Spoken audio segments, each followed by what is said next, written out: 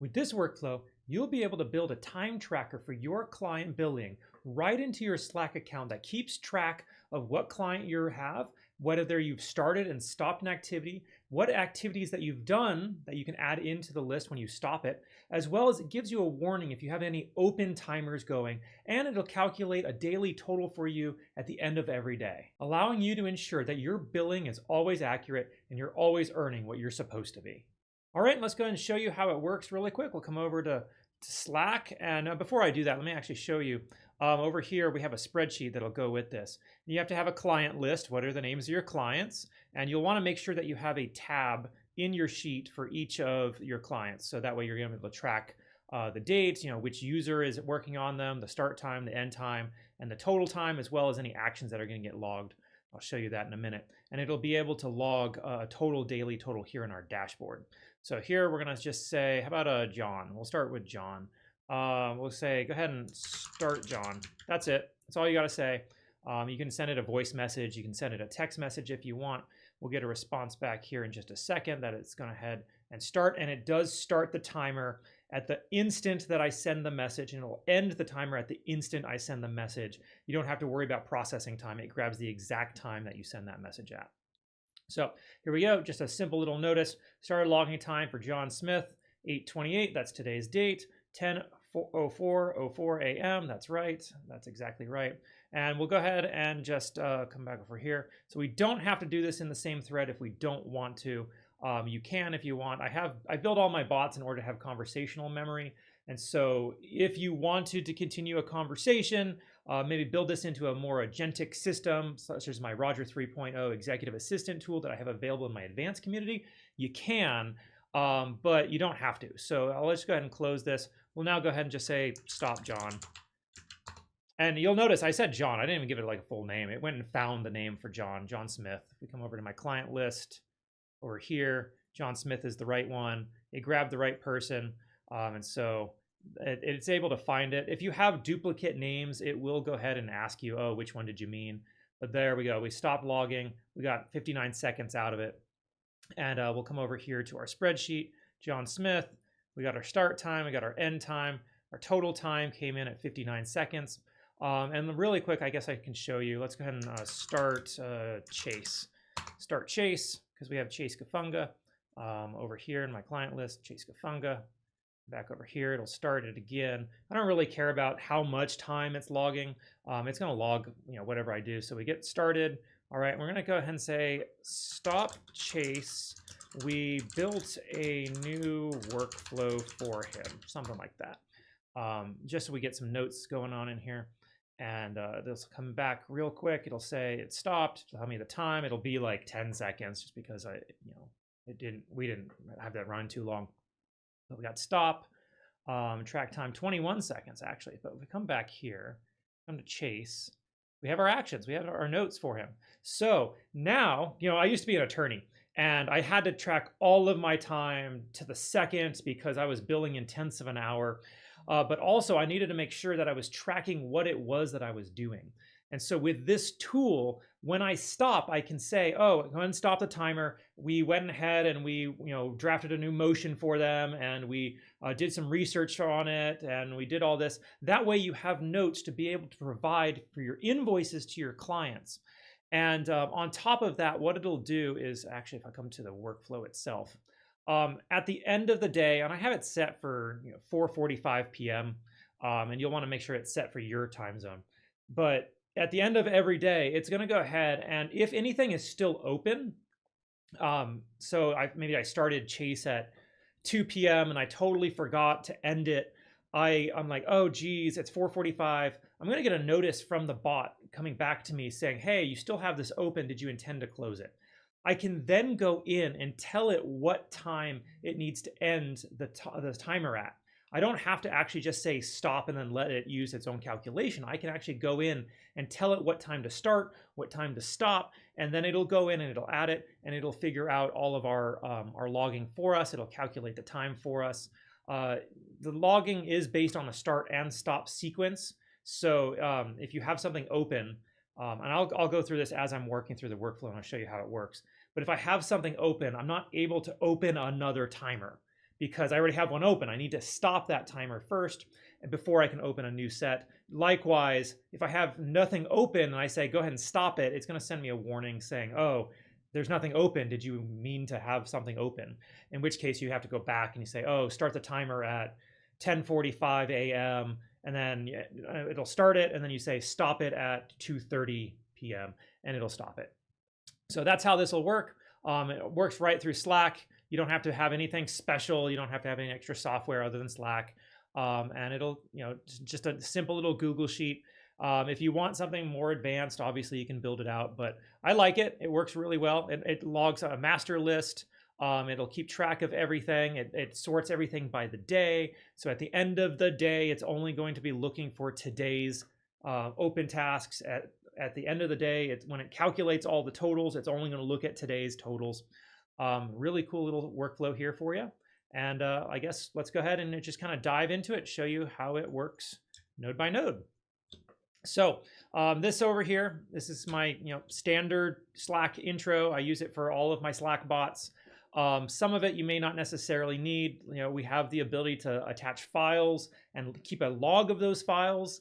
I didn't build in anything into the time tracker that's going to keep track of what files went with this client if you attach it. So do keep that in mind. If you want that functionality, you can build it in. I wouldn't mess with anything in the front half here. This is kind of the standard intro up to the landmark node.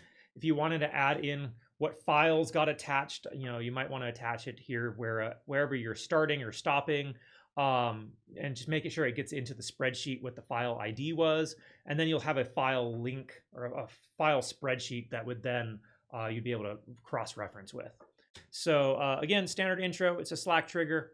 I have a bot connection. If you don't yet have a Slack bot set up, I'll put a link in the description below that'll allow you to be able to build up your Slack bot. It's not that complicated. It doesn't take all that much time. We're looking for any trigger or any event, and I'm having it watch my Patty PA input. That's just whatever channel you want it to watch for. And just make sure that you ignore the bot that's going to be responding to you. And you do that because if you don't ignore the bot, it's going to respond to itself and then just kind of create this infinite loop of the bot responding to itself. And it's going to eat your tokens. It gets kind of scary. So just make sure you ignore the bot. We then send it through this processing system here. I cover this processing system in like so much depth in a lot of my different videos. What I'm going to do is I'm going to include a link to my Roger 3.0 standard intro, which is what this is. I'm giving you the standard intro to my entire executive assistant agent in this tool here. But I'll include a link to that and how this whole thing works. But just top level, how this actually works. It's going to pull out any Google Drive links. It pulls out any file links that you have. That way they can be included in the proper filing system that I've built out. For this one, it doesn't really matter because the only thing that really matters here is that it's capturing this part right here, which is your session ID. And just so that it has memory, and like I said, it doesn't necessarily need memory. I just build these so that you can integrate them into more agentic systems. Just be aware that it's going to keep track of whether you're sending a top level message in Slack or if it's part of a threaded conversation. And it does that just so that this later node over here is actually able to find information. And so here, these messages I send in the channel, I call these the top of a thread. This message here that the bot sent me, part of the thread, all right? And so this code node over here, what it's doing is it's finding whether this is part of a thread or not, and just attaching a timestamp to it if it's part of a thread. If not, it just includes the word top. And you have to do that in order to get the memory to work. Let's zoom in a little bit more so you can see. Now, I made this so that you have the ability to send this either text or audio messages. You can actually technically send it both if you really want. So as an example, say you wanted to send a stop message that included the type of work that you included. What you'd be able to do is you could just hit the audio button here and say, oh, for this client, we went ahead and researched what potential causes of action they have. We found 3 different causes of action, and we spent some more time researching though. We reached out to the opposing counsel, and so on and so forth. And then, you have this audio, right? You could then just say, stop chase.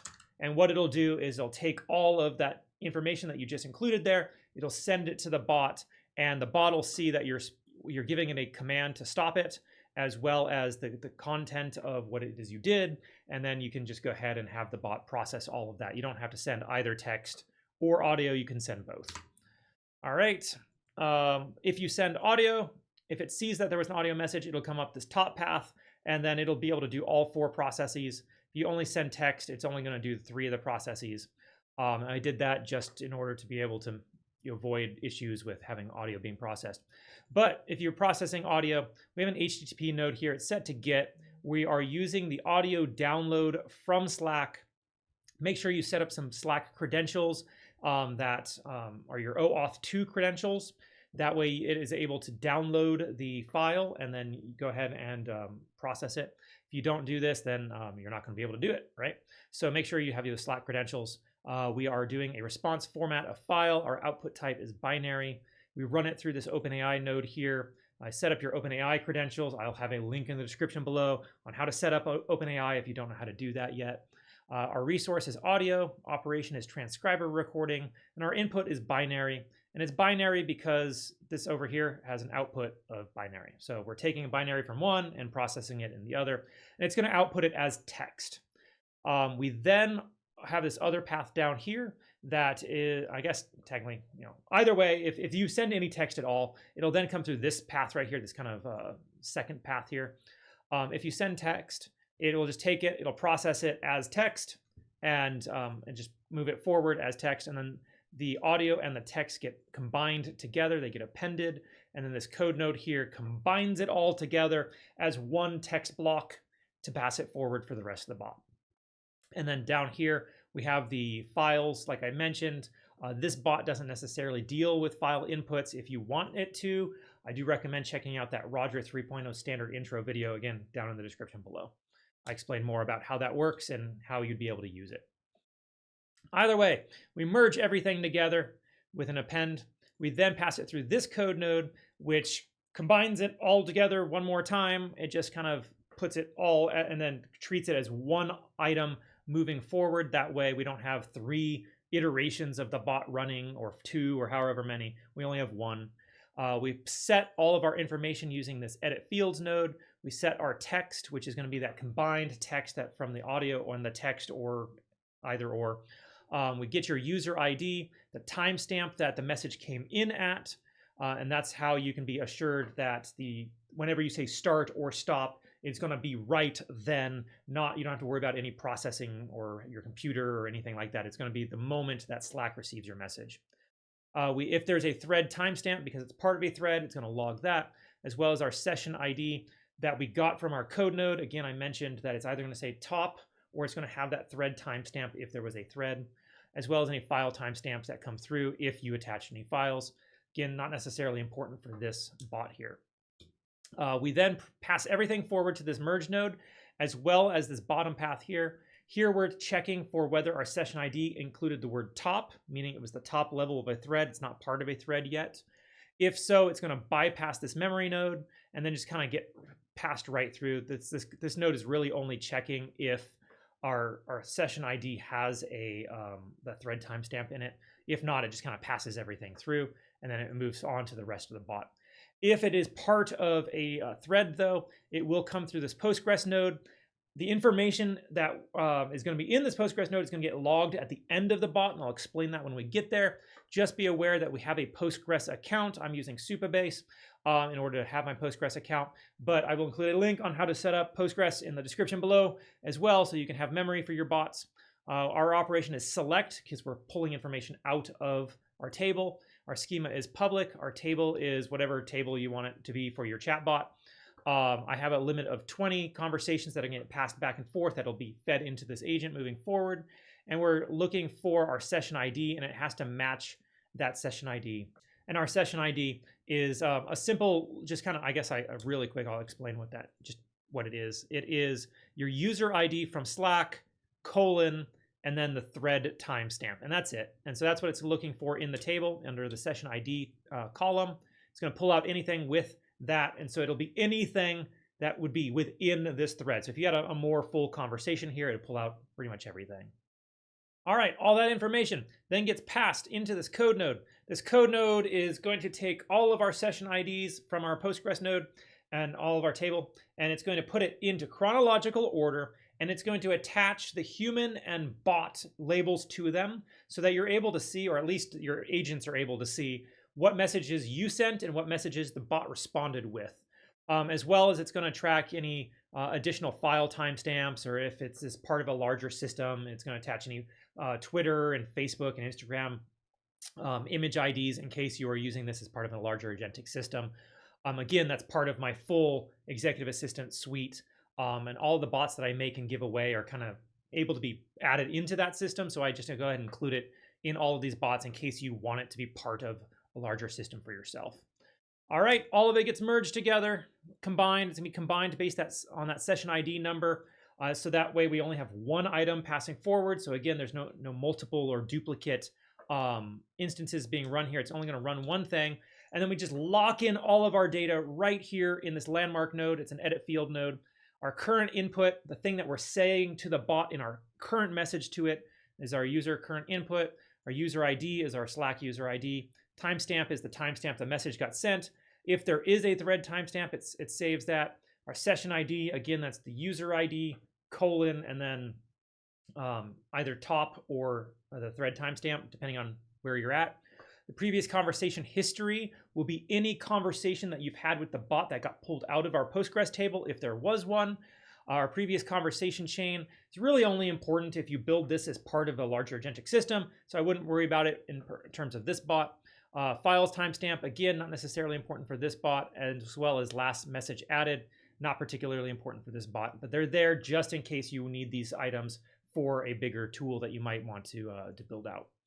All right, now everything else is part of this bot here. This is our time tracker. I'm trying to get it all into frame for you. We have an AI agent here. I just call it AI agent. I don't have any special name for it. We're going to pass all of our prior conversation history, if there is one, as well as our current user message and the timestamp to log and the user ID to log. So the person who in your company is logging this time for whatever client it is, okay? We have a system prompt that this AI agent, in sum, what this thing is actually doing is it's trying to identify what client you're talking about, whether you're saying to start or stop the timer. It's looking for that timestamp, as well as any actions that might be included as part of your stop command, all right? And it's only going to include it on the stop. It's not going to do it on the start because you just started, right? There's nothing to log when you start. So it's only going to log information or actions that you've taken for that client when you say stop. So be aware of that. That's how this bot works. All right, so it's going to output a JSON only. So, it's going to structure like this. That's what it's going to look like. This isn't for you. This is for the bot to process. It's never supposed to guess or infer anything. The state field here is either going to be set to start or stop, and it must be explicit in your user command. All right, you can't just say, oh, start the Smith, or Smith file. You can't just say Smith file. You have to say start the Smith file, or start this, or start that, or stop this. You have to be very clear because it's like a stopwatch, right? So you have to say either start or stop. The time is always going to be the timestamp that gets passed from Slack. So whenever you say start, it's going to start at that timestamp. When you say stop, it's going to be stop at that timestamp, unless you tell it otherwise, okay? So here we say parse if provided, otherwise use that timestamp that comes from Slack, all right? So you can say at 3 p.m., start the timer at 3 p.m., and then it'll log it as 3 p.m., all right? And it's gonna log it as a Unix timestamp in seconds. And we do give it now's timestamp right here so that it is aware of the current time. And that way, if you say at 4 p.m. and 4 p.m. was an hour ago, it'll realize, oh, it's 5 p.m. It was supposed to be, an hour less than that. All right. Otherwise, it's going to use that timestamp that comes from the Slack trigger. Let's go back up here so I can explain the rest. We have actions. Actions are only if the state is set to stop, meaning when you're stopping your timer and you tell it what else you did or what you did during that time frame, then it'll add that text as well. And then the client, it has to perform a lookup in the sheet. You'll notice down here that there is a tool. There's a Google Sheets tool. You want to make sure you set up your Google Cloud credentials. I'll have a video for that as well, so that you can set up your cloud or your Google Sheets credentials here. We are using a sheet called Client Time Tracker, and then the sheet itself is the client list, and that's because we tell it has to look up the client name, because you notice when I sent in the message, I said stop Chase. Okay, well, Chase isn't a full name. That's not a full client name, right? But if I come over to my client list, I have Chase Gafunga. So it was able to determine that I was talking about Chase Gafunga from just his name. And if you have multiple clients that have the same name, it's going to kick back a warning saying that it's not able to determine which one. In fact, I see over here we have our instructions for it. So here's our instructions for our Google Sheets lookup.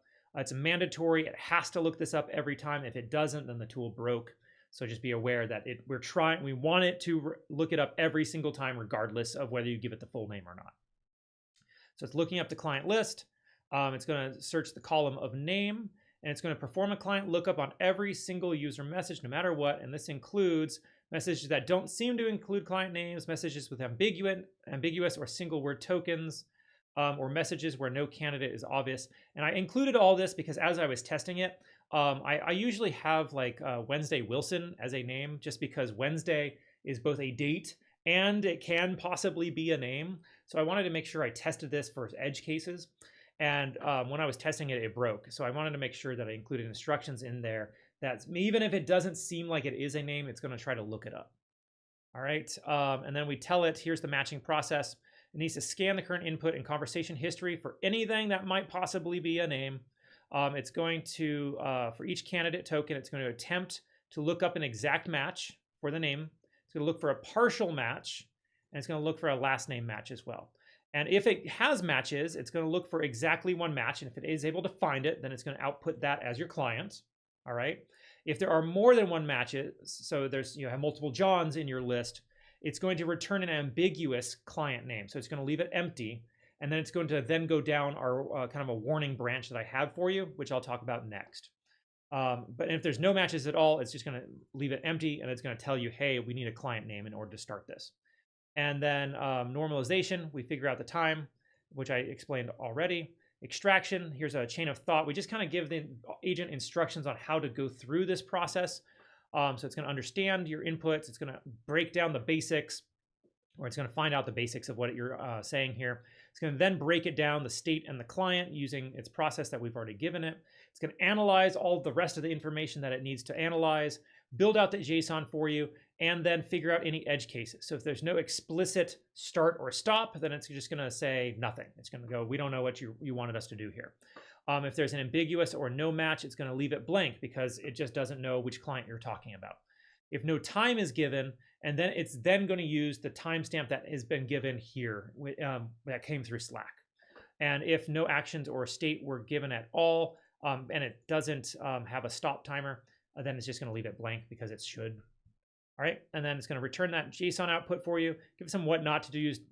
It's not supposed to skip the Sheets lookup. It's not supposed to guess or hallucinate names. It's only supposed to return a JSON output. And then it's never supposed to guess if it's a start or a stop. It needs to leave it blank otherwise. It's supposed to use Unix timestamps only. It's not supposed to use an ISO timestamp, which would be like 4:30 p.m. It's supposed to use a different timestamp system. And never omit the actions if you're given, and never output multiple client names. So you're not able to say start the Smith style, stop the Jones file and start Smith. You have to do separate messages. All right. And then we give some examples of what to do. And then all that gets passed forward through this output parser. Oopsie, this output parser here. And so we get client, state, time, and actions. We then run that through an if node.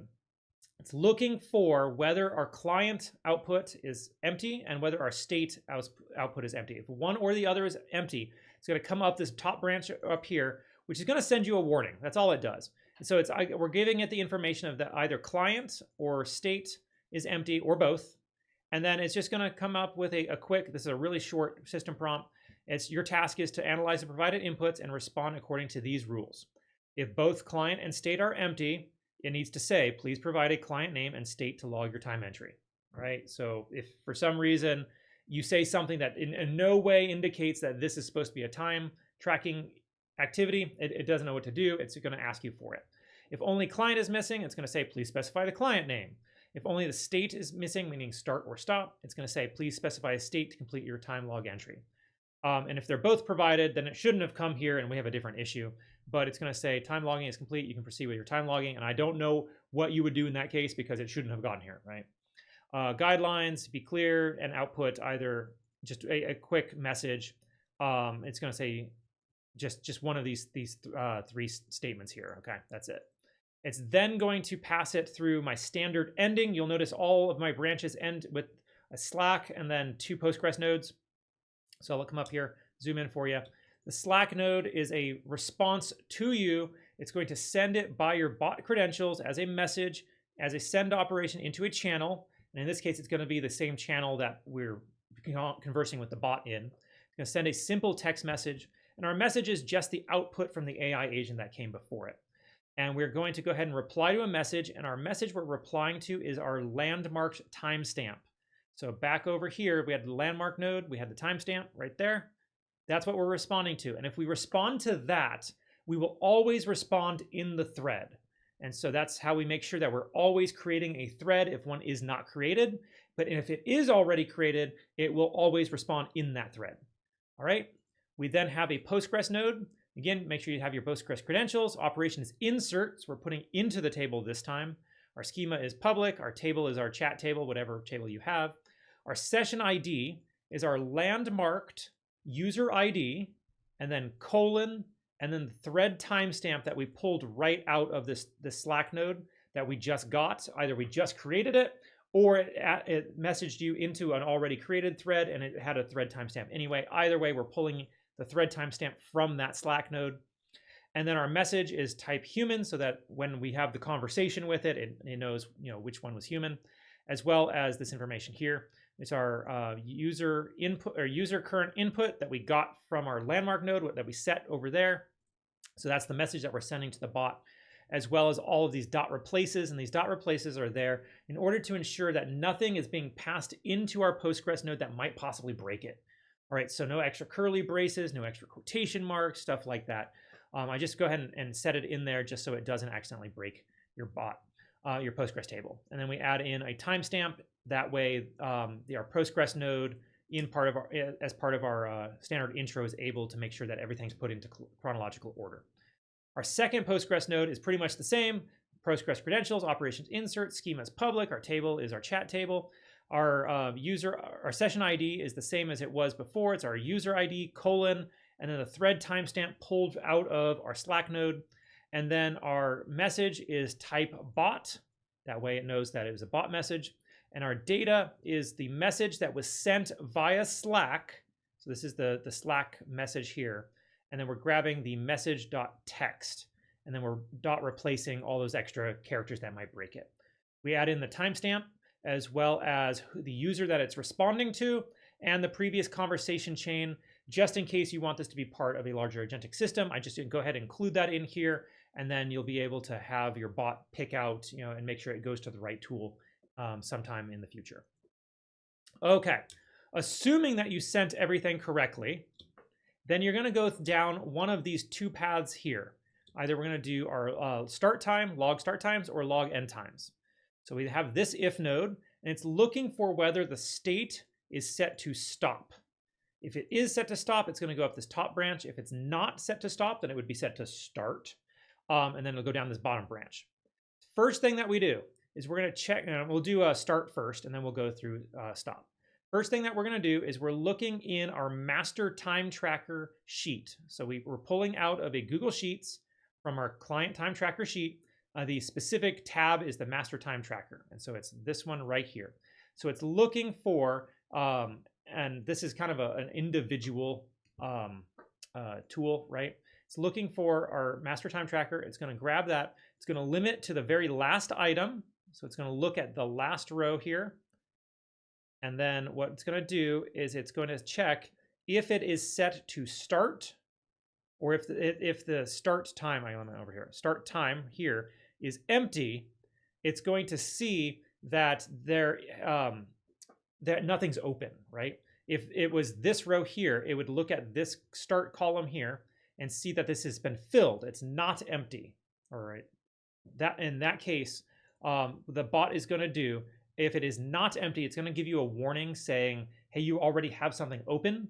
You need to close the thing that you currently have open before we can start something new, because you shouldn't be logging two things at once. You only have so much time. I'm treating this like attorney rules. You weren't supposed to log two clients at the same time. And so that's that. If it is empty, that means that the last thing was either an end or there was nothing there. And so it's going to go through our start process down here. All right. And so just real quick, if you do have a something started already and you tell it to start, all it's going to do is it's going to give you a warning. We give it our previous conversation and our current message. And its job is just to let you know, hey, you currently have an active timer running. Please stop the current timer before starting a new one. That's all it's going to do. It's then going to send you that message via Slack, same process that we just had. It's going to log that message in your Postgres just like we did up here. So there's nothing different about this. This is kind of the standard ending. They're all exactly the same, more or less. It's just the connection is slightly different to which Slack node you're connected to. That's the only difference.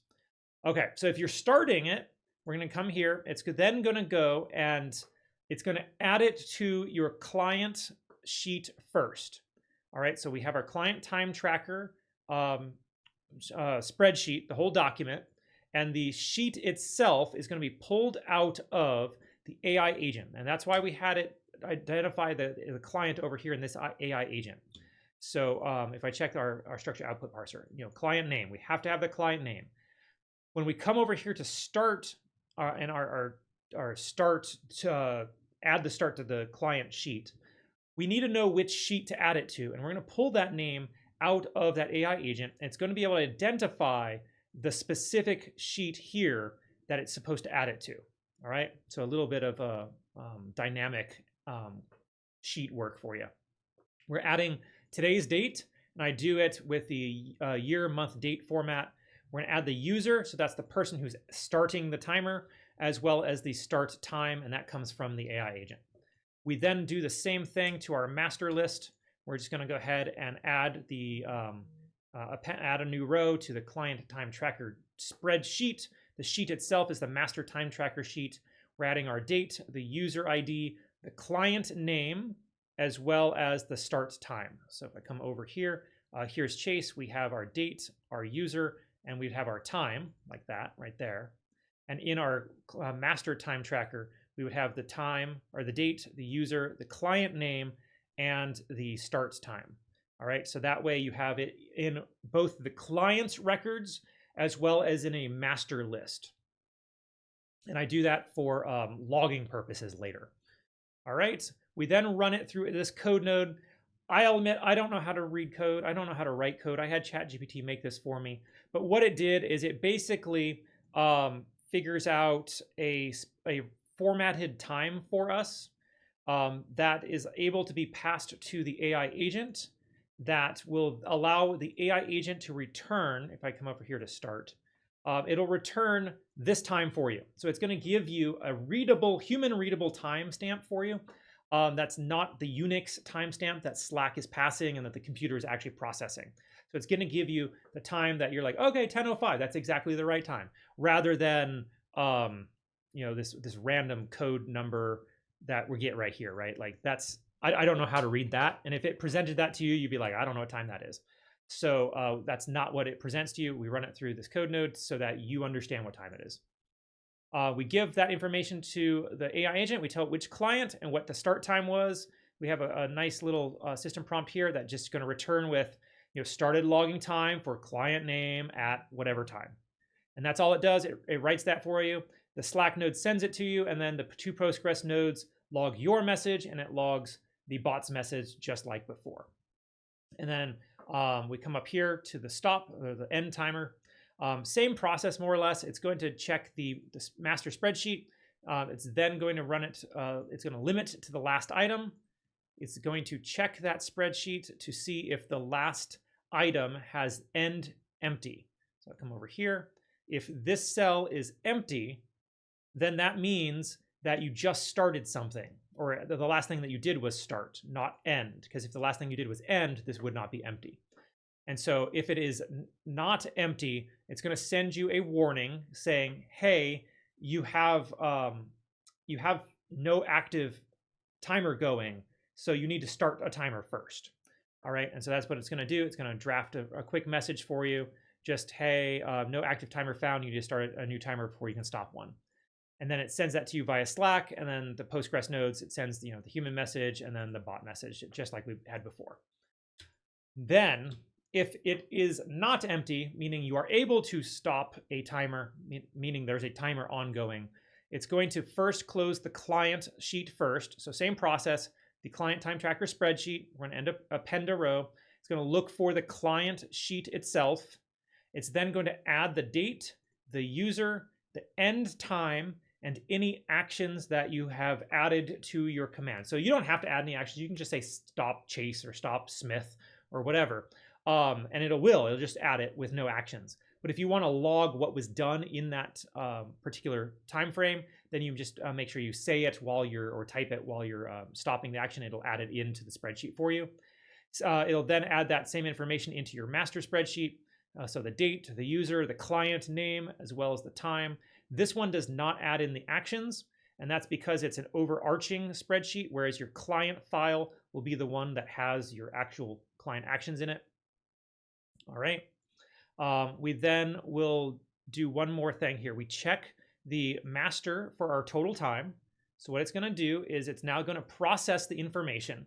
So we've just added this information into our master sheet. It's then going to pull this information out. All right. It's actually going to pull the last two rows. It pulls all of it, but then we have a limit node that comes right next here. So let me show you. We're pulling all that information out. We have a limit for the last two items. So it's going to grab our last two items. All right. It's then going to run those through a code node.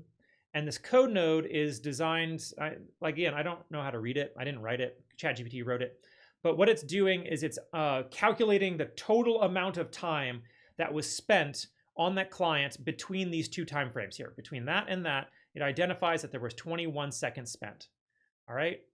And then that gets passed and added to the client time total. So come back here to our spreadsheet. Our client time is going to get added there. And our master spreadsheet time is going to get added there using these next two nodes here. So this one adds it to the client sheet. It adds it to the total time, our formatted time. And this one will add it to the master spreadsheet, our formatted time. And it's formatting it, I guess I should say, as a human readable format. It's not going to just give you a Unix timestamp. It's going to say, hours, minutes, seconds, so that you're able to then go ahead and use it as a real human would. We then pass all that information into our AI agent. We give it our client name, the end time, as well as our total logged time. And we pass it through this very simple system prompt here that basically just says, hey, stop logging time for the client name at whatever time that it ended. And then here's how much time that was included in that time frame that you logged. All right. And we just gave it a couple different example responses so that I could give you those. We then send that message to you via Slack. Same thing we've seen before. And then we log it in Postgres, your human message, and then the bot message. All right. Now that would be awesome all by itself, but I went ahead and made it even more awesome for you. What I did is I added two extra little features for it. At the end of the day, at roughly 4:45 p.m., you can set whatever time you want. It's then going to check the master spreadsheet, and we're going to limit it to the very last row right there. And so we're going to check the very last row. And if the last row is not an end, all right, meaning if the last row is empty right here, if that is empty, that means that this would have been the last row, right? Because we started and we stopped, we start and we stop. So if the last thing is not an end, it had to have been a stop. And if it is a stop, then, or if it's an end, then it doesn't care. It's not going to do anything. But if it is not an end, it was a start, it's going to write a message for you, letting you know that your client timer is open, because it's going to see here that you have a client. It's going to say your client timer is open for this client. Your timer for client name is still running. Please remember to close your timer soon to ensure accurate time tracking. That way you can make sure that you didn't accidentally forget to, actually log the time for that client, and maybe you forgot to use your timer entirely, you need to go back and fix your system. Either way, what it's going to do is it's going to send you a message in Slack. So it's not going to send it to you in a thread or anything like that, because it doesn't make sense to send it to you in a thread. It's going to send it to you via a message like this. I don't know if I actually have one. No, I don't have one from Patty. That's my test bot. But it's going to send it to you as a direct message, and it's just going to say that, and you'll be able to check your Slack messages and go, oh, I forgot to log the timer. And then the last thing I added here was a daily calculation total. So what I did, 11:45 p.m., I figured that was a good time of day to do it. It's going to check your master spreadsheet, and it's going to check only for items that match today's date. And so it has the year, month, date format. So I'm going to check our master spreadsheet. It's going to pull all of these items. It's going to pass all of those items forward into this code node. This code node, again, I don't know how to read it, so I'm not going to go through it line by line. But what it's doing is it's pulling the date together. It's identifying all of the client items that were logged, where it's matching all of those up. It's then matching all of the start and stop togethers to be able to identify, well, I guess it may not be doing that. It may just be adding up the timers here for those clients, for that specific client name. And then it's going to output each of those as individual items for the client. All right. And then it's going to add them to your dashboard on the sheet here, which is this one. And so it's going to find that you had Wednesday Wilson. It's going to add the date and the total time with a hour, minute, second timer. And if you had more than one, it would add more than one. So that's what this one does. I know it's a little bit more, it seems a little complicated. It really isn't. To set up, all you do is have to download the JSON file. I give away the JSON file for free in my free school community. So you are able to download today's workflow just by clicking that link in the description below, finding the post. You can find it in the classroom section as well of my community. Download it. All you got to do is come over here, import the file, and then it'll all be here. And all you have to do is set up your credentials, make sure you set up the right, the spreadsheet the right way for you and your company. And then it's pretty much good to go. So hopefully you'll be able to use this in your business to be able to better track your time for your clients. When I was an attorney, man, if I had a tool like this would have been awesome, because I used to spend hours at the end of every day going and sitting with the other partners and the staff in the office going, okay, what did we work on? How long did it take you? And we would try to figure out, our time that we were spending. Sometimes we forgot to log something that we did, and sometimes our timer didn't get stopped. But now we have, with this, you'd have the ability to just start and stop right in Slack if you're already using Slack. Really cool tool that I'm giving you absolutely for free. So if you found today's video helpful, please make sure to subscribe to the channel, like and share the video. It really does help get this information out there to those who need it. And if you want to go further, if you'd like to learn how to be able to build these tools yourself, or be able to build onto this tool and have your own system that works just for your company, I recommend joining my advanced community. I'll have a link in the description below. I have all kinds of extra tutorials not available in my free community. I have one-on-one meetings with everybody who joins. I go ahead and have additional daily calls that I'm able to work with you on your workflows. I try to have a really in-depth experience for my community members, because I want you guys to be able to build these tools for yourself. Teach a man to fish, you feed him for a day. Or, give a man a fish, you feed him for a day. Teach a man to fish, you feed them for a lifetime, right? And so to be able to build these tools into your business is really going to be able to help you automate all of your systems. And I would love it to be able to show you how to do that in our advanced community. As always, I'm Bradford Carlton. Let's automate your success together.